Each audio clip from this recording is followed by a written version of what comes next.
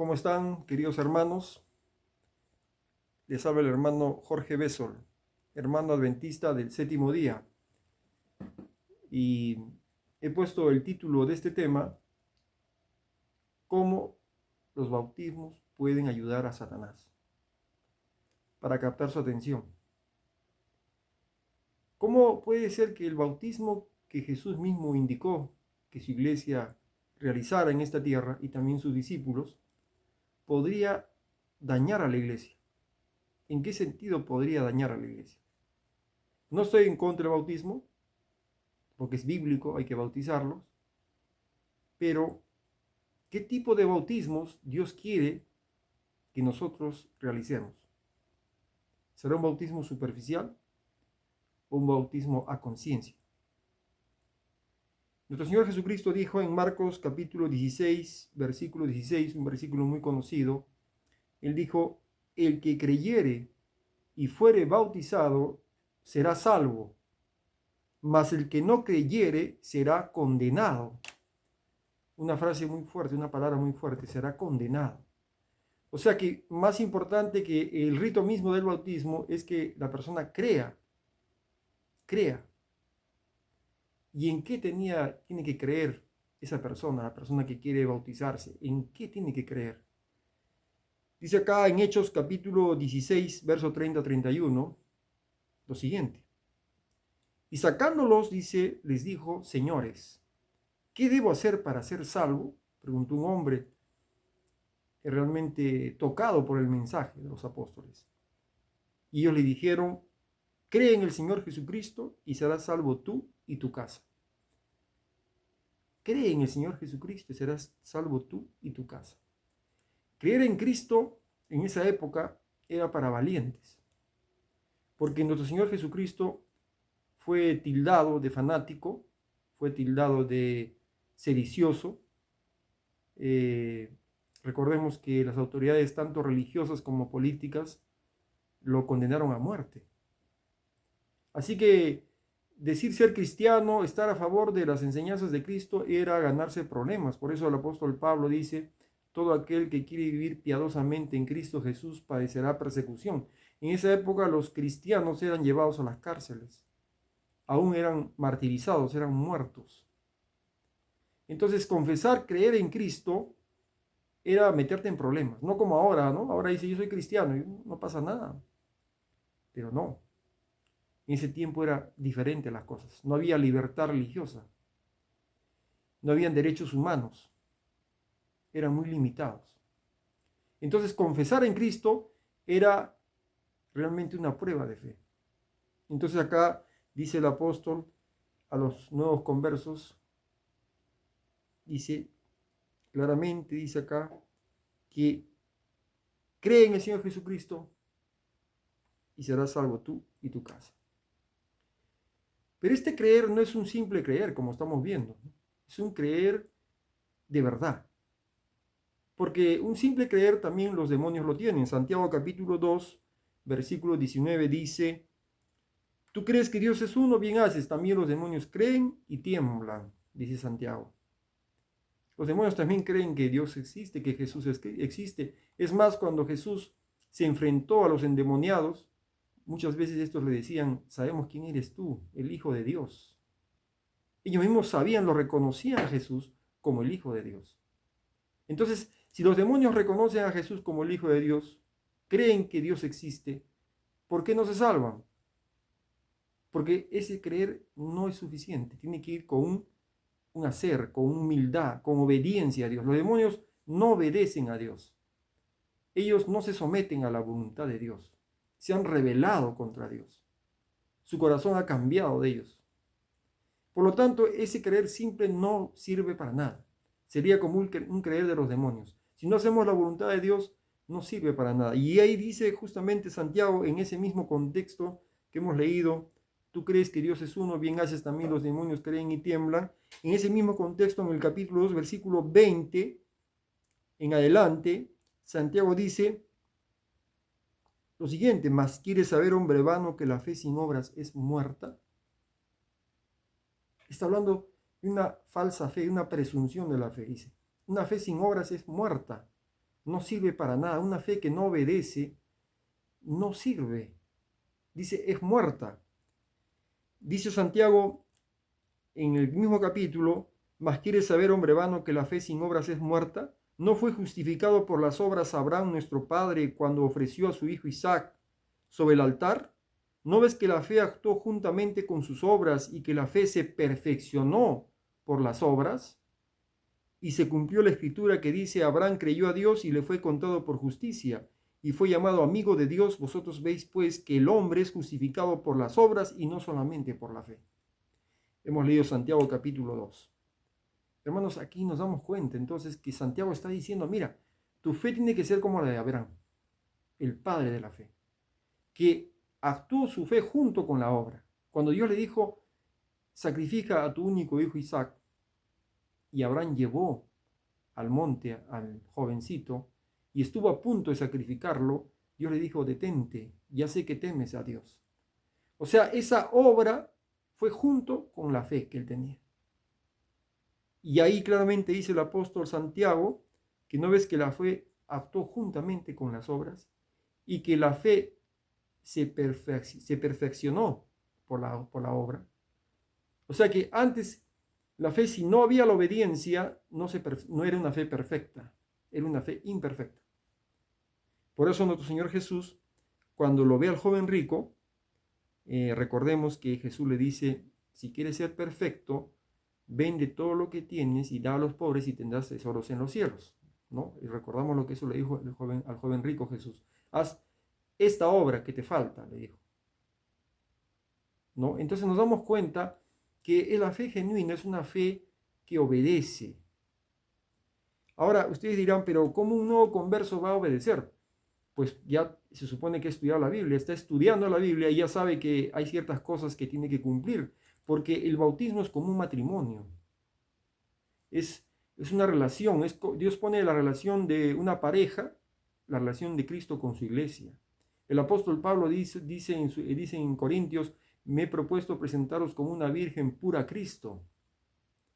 Entonces vemos acá de que la relación del bautismo es como un matrimonio con Cristo.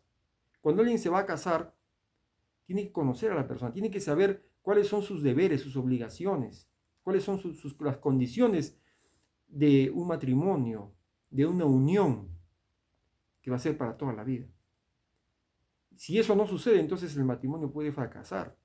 Por eso es necesario que los novios se conozcan un poco, ¿no? Y sepan cuáles son sus deberes de cada uno de ellos. De igual manera, en el matrimonio espiritual cristiano, que es el bautismo, la persona que va a bautizar tiene que saber qué tiene que cumplir, qué tiene que hacer. Lógicamente no es que sea un teólogo, un doctor en teología, pero para eso tenemos un curso llamado La Fe de Jesús, hecho por nuestra iglesia, que se deben estudiar siquiera las 20 lecciones, para poder ya tener una base de lo que estamos haciendo, ¿no? Y esto yo les cuento porque una vez tomamos un taxi para ir a la iglesia, y en sábado era, ¿no? Y entonces el taxista le dijimos, llévanos a la iglesia adventista que queda en tal lugar. Y el taxista, en pleno sábado, ¿no? Nos estaba llevando, nos decía, yo también soy de esa iglesia, nos dijo. Así, ¿no? Le preguntamos, ¿y cómo está trabajando en sábado? No, es que yo me bauticé en esa iglesia, pero después me enteré que había que guardar el sábado y ya no pude ir. Parece un poco chistoso, ¿no? Pero esa fue la realidad. Entonces él se bautizó sin saber lo que tenía que cumplir. Quizás por apresuramiento, por emoción. Y tenemos que entender que esto no es un juego. O sea, el bautismo es algo santo, es algo importante. No podemos tomarlo a la ligera. Entonces miren hermanos, lo que dice acá la Escritura en Romanos capítulo 6, versículo 1 al 4. Dice el apóstol Pablo, refiriéndose al bautismo con el nuevo nacimiento, dice Romanos 6, 1 al 4, dice, ¿qué pues diremos?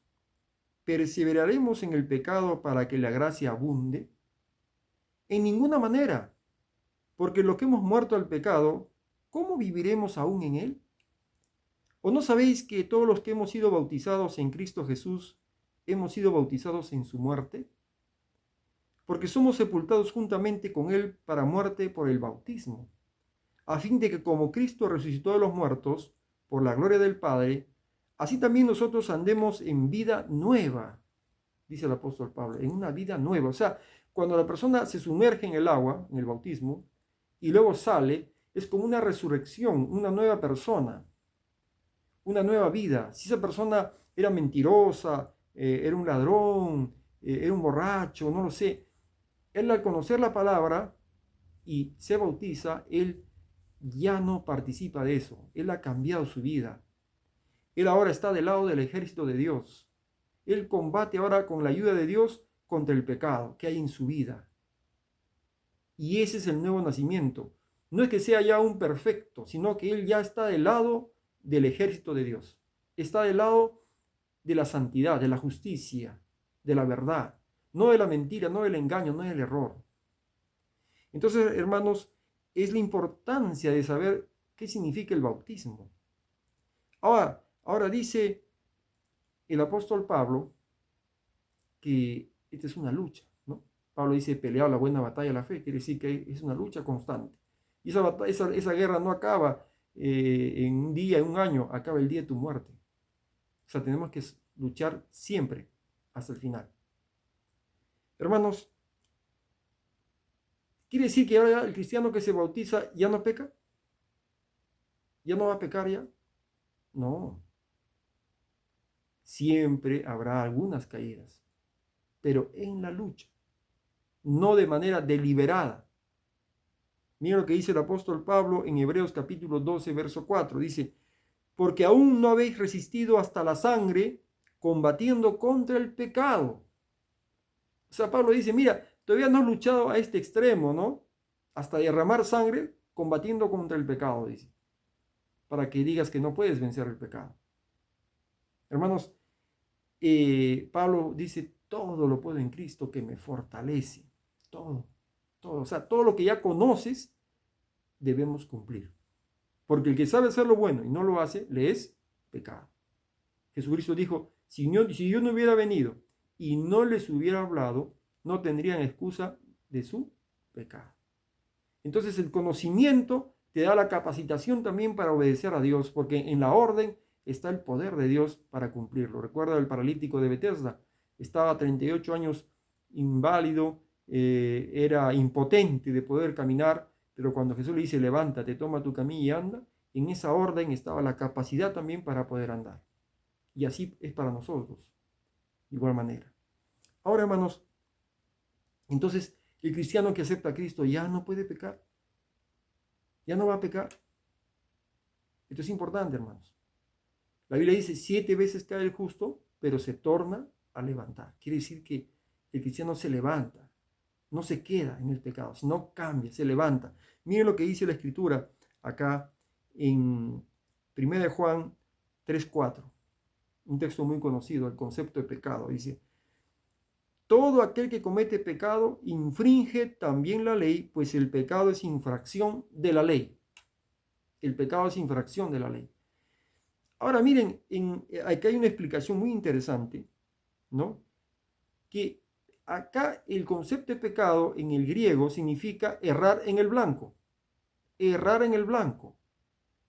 Miren lo que dice. La Biblia tiene una palabra griega que casi siempre se traduce como pecado, que es hamartía, que significa errar en el blanco y no hacer lo recto. Significa no acertar con lo bueno, con lo recto, sino cometer un error que puede ser de funestas consecuencias. O sea, hamartía significa errar en el blanco. Es como cuando alguien está con una escopeta o con una flecha queriendo dar en el tiro al blanco, ¿no? Hay un círculo ahí, ¿no? Y hay numeritos y hay un punto negrito en el centro. Entonces estás tú apuntando con la escopeta porque quieres llegar al blanco, quieres apuntar al blanco para ganar el premio. Nuestro blanco es ser como Cristo. Nuestro blanco no es ser como ningún ser humano, porque la Biblia dice, maldito el varón que confía en el hombre. Tú no puedes decir, porque fulano, porque sultano es así, yo también voy a decir, no, tú tienes que ser como Cristo. Ese es tu único ejemplo seguro para ser salvo. El ejemplo de Cristo. Entonces, errar en el blanco significa que tú estás luchando, te estás esforzando por ser como Cristo, pero a veces no le das justo, sino sale un poquito más allá y ya cerraron el blanco. Ese es el concepto de pecado. No es que yo tiro el disparo por acá, por allá donde me da la gana, no, no, no. Está diciendo que es tratar de esforzarse al máximo con todas nuestras fuerzas, con todo nuestro corazón, con toda nuestra alma, de apuntar al blanco, pero si erramos por algún motivo, dice el apóstol Pablo en 1 Juan capítulo 2, versículo 1, dice, estas cosas os escribo para que no pequéis, y si alguno hubiere pecado, abogado tenemos para con el Padre, a Jesucristo el justo. Dice, estas cosas os escribo para que no pequéis. Pablo dice, no debemos pecar. Cuando Jesús se encontró con la mujer en adulterio, le dijo, ni yo te condeno, vete y no peques más. Jesús es tajante. ¿Cuántos pecados cometieron Adán y Eva para perder el Edén? ¿Cuántos pecados? Uno. Cualquiera que guardare toda la ley, pero ofendiere en un solo punto, es culpable de todos, dice la Escritura. Entonces, tenemos que, ya lo que conocemos, tenemos que cumplir. Y si hubiéramos pecado en la lucha, en eso de dar al blanco, apuntar al blanco, no nos preocupemos, dice, tenemos un abogado, Jesucristo el justo. Pero es para llegar al objetivo. No podemos quedarnos sin llegar al objetivo. Por eso dice la Biblia, al que venciere, le haré que se siente conmigo en mi trono, así como yo he vencido. No tenemos una ventaja que tenemos intercesor. Podemos equivocarnos, podemos errar en el blanco, pero tenemos otra oportunidad y otra oportunidad que Dios nos da para poder llegar al éxito espiritual con la ayuda del Señor. Hermanos, entonces, el bautismo de la persona que ya está acercándose a Dios, quiere decir que ya ha decidido dejar el mundo, ha decidido dejar el pecado. Ya él no quiere estar del lado de Satanás, está en el lado de Cristo, está combatiendo contra el mal. Entonces, no podemos pensar que se puede bautizar cualquiera, no, tiene que dar señales de que su vida está cambiando, de que está del lado de Dios. A veces yo comprendo, ¿no? Hermanos dicen, no, hay que bautizarlo nomás, no se va a desanimar después, dicen, ¿no? Pero si la persona no sabe lo que es guardar el sábado, no sabe el compromiso del sábado, no sabe el devolver el diezmo, que tiene que ser fiel con el diezmo, muchas cosas más, ¿no? Que no sabe y después se bautiza y se encuentra con esas cosas. Mucha gente a veces dice, no, acá nomás, suficiente. Por eso es que se bautizan a veces muchas personas, cientos, y después a las semanas ya no queda casi nadie, pocos. De miles quedan pocos, poquísimos. Entonces no tiene una relación, ¿no? O sea, si se han bautizado siquiera 100, deberían quedar ya 50, ¿no? La mitad. Siquiera, sabemos que siempre merma, ¿no? Pero que queden del 100%, queden solo 5%, y es algo ya muy notorio que el trabajo no ha sido realmente a conciencia, hermanos, ¿no? Entonces, yo quiero leer lo que dice acá el Espíritu de Profecía, referente a lo que eran las predicaciones del pasado, ¿no? Las conversiones, ¿no? Los rodeamientos del tiempo antiguo. Ahí hay un comentario en el libro Conflicto de los Siglos, en la página 514-515, el capítulo 28, la verdadera conversión es esencial, dice. Estos creyentes, que recién se bautizaban, dice, estos creyentes hacían frutos dignos de su arrepentimiento. Creían y eran bautizados y se levantaban para andar en novedad de vida, como nuevas criaturas en Cristo Jesús, no para vivir conforme a sus antiguas concupiscencias, sino por la fe en el Hijo de Dios, para seguir sus pisadas, para reflejar su carácter y para purificarse a sí mismos, así como Él es puro. Amaban lo que antes aborrecieran y aborrecían lo que antes amaran. Los orgullosos y tercos se volvían mansos y humildes de corazón. Los vanidosos y arrogantes se volvían serios y discretos. Los profanos se volvían piadosos, los borrachos sobrios y los corrompidos puros. Las malas costumbres del mundo eran puestas a un lado. Los cristianos no buscaban el adorno exterior del rizado de los cabellos, del ataviarse con joyas de oro o el de la compostura de los vestidos, sino el oculto del corazón, que consiste en la incorrupción de un espíritu manso y tranquilo, y esa es la hermosura en la presencia de Dios. Y sigue diciendo, tal es el resultado de la acción del Espíritu de Dios, una reforma en la vida es la única prueba segura de un verdadero arrepentimiento. Interesante, ¿no? Dice, una reforma en la vida es la única prueba segura de un verdadero arrepentimiento. Por eso Jesús le dijo a la mujer adulterio, vete y no peques más. O sea, cambia tu vida, reforma tu vida. Si no hay un cambio en tu vida, quiere decir que tu arrepentimiento no es genuino. Te vas a perder, te estás engañando. Vas a estar en el grupo de aquellos que dirán, Señor, Señor, en tu nombre hemos profetizado, en tu nombre hemos hecho milagros. Y el Señor dirá, no todo el que me dice Señor, Señor, entrará en el reino de los cielos, sino el que hace la voluntad de mi Padre que está en los cielos. Qué triste será, hermanos, esa realidad. Y sigue diciendo el Espíritu de Profecía, ¿por qué hoy en día no se ve esas conversiones genuinas? ¿Por qué tan escasas son? En el mismo libro, en el mismo capítulo, en la siguiente página, en la 516, dice así, pero muchos de los reavivamientos de los tiempos modernos han presentado un notable contraste con aquellas manifestaciones de la gracia divina que en épocas anteriores acompañaban los trabajos de los siervos de Dios. Es verdad que despiertan gran interés, que muchos se dan por convertidos y aumenta en gran manera el número de los miembros de las iglesias. No obstante, los resultados no son tales que nos autoricen para creer que haya habido un aumento correspondiente de verdadera vida espiritual. La llama que alumbra un momento se apaga pronto y deja la oscuridad más densa que antes. Es verdad, es cierto que muchos se dan por convertidos, pero después dice, esa agitación desaparece. Qué triste, ¿no, hermanos? Yo estuve en una iglesia una vez donde es una crítica, hermano, solamente estoy diciendo, se anunció, dijo, no, traigan sus invitados, hermanos, a la iglesia. No importa si no hayan estudiado la fe de Jesús, se pueden bautizar. Ya después le vamos a dar el curso de la fe de Jesús. Entonces yo hablé con la persona, ¿no? Era un dirigente, ¿no? En la salida de la iglesia dije, hermano, ¿cómo has dicho eso? No entiendo. ¿Cómo es que van a venir nomás y sin conocimiento se van a bautizar y después le vamos a dar la fe de Jesús? Yo creo que eso no es lo correcto. Primero es ir y hacer discípulos, dice el Señor, y luego bautizarlos en el nombre del Padre, del Hijo y del Espíritu Santo. No, me dijo, ya es la orden, es así, me dijo. Dije, no está bien.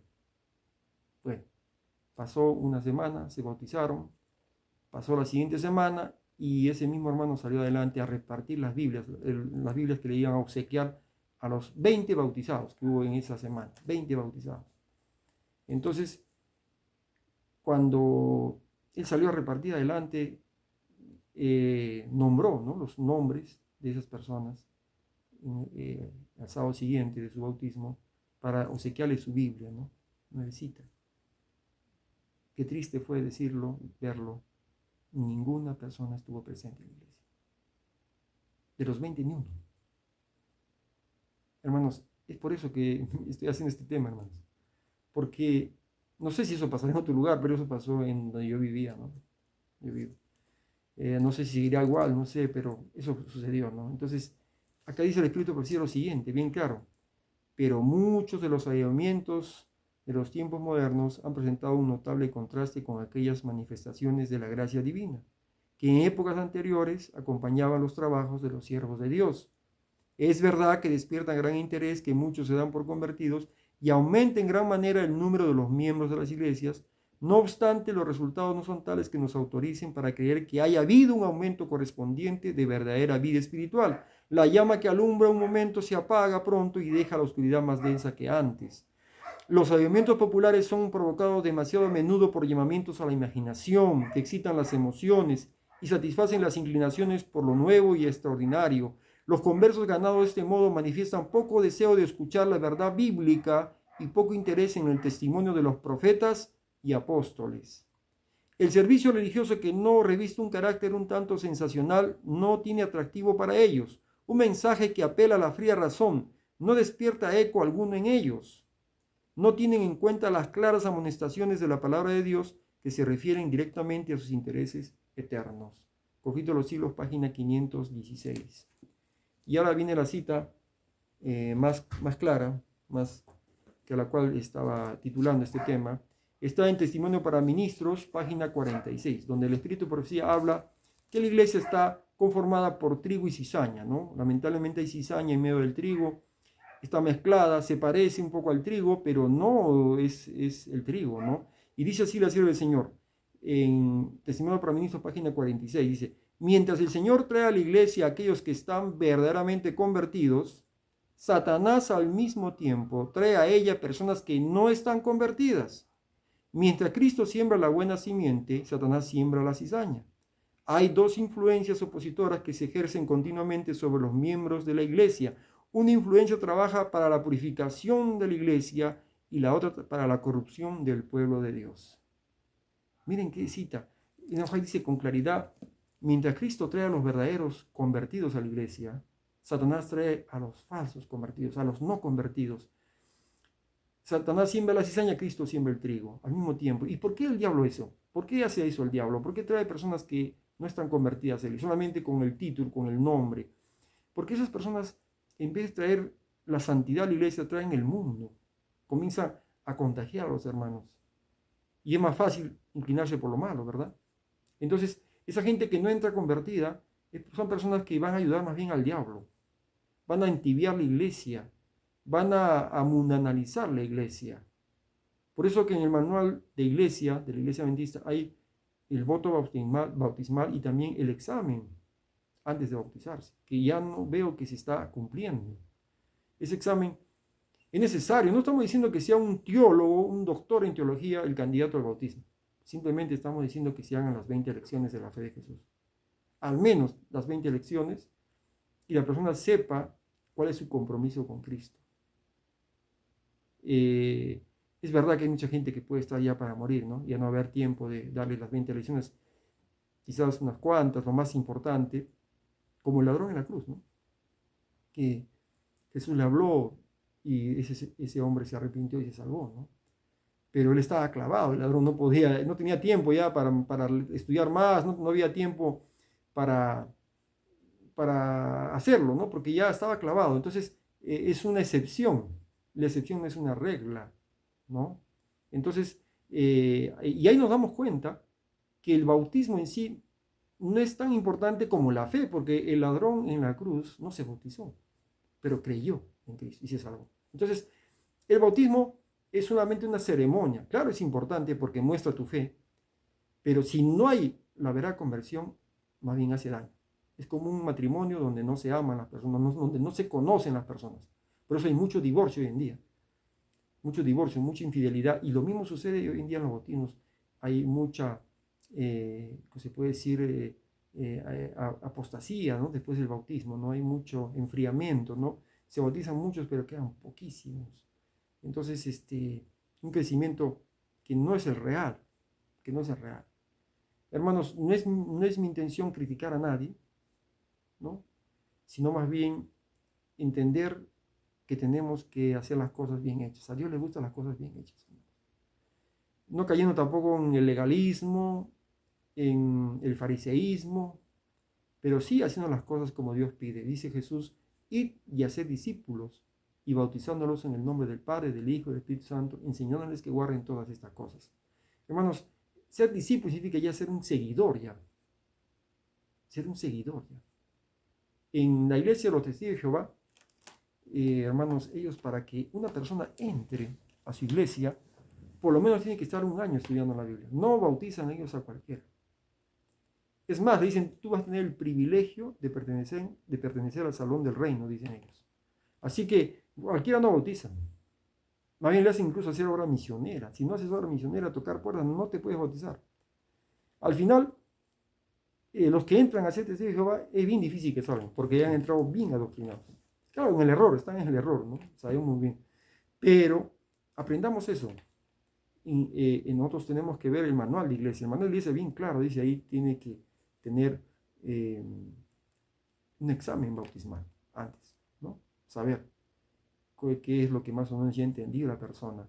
Hermanos, ¿por qué? Porque Dios quiere que la iglesia sea un testimonio vivo a la gente del mundo, donde vean personas que al menos están luchando del lado de Dios, están tratando de cambiar sus vidas, están del lado de la verdad, de la justicia.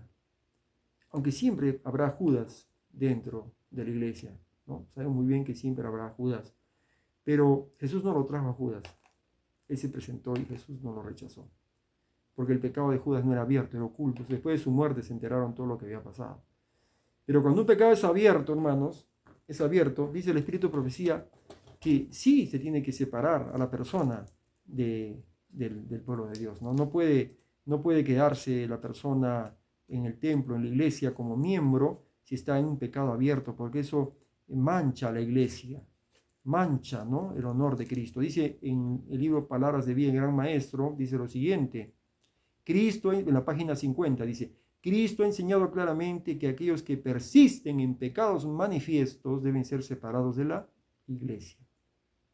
Pecados manifiestos, claros, ¿no?, como el adulterio, la borrachera, la fornicación, el robo, la estafa, etcétera, ¿no? Cosas que son visibles, comprobadas. Una persona no puede ser miembro de iglesia, debe pasar por la disciplina, por el honor de Cristo, ¿no?, por el honor de la verdad, para que los gentiles, los mundanos, no se burlen y digan, esos son los cristianos, que están con la Biblia debajo del brazo y sin embargo roban, están borrachos, etcétera.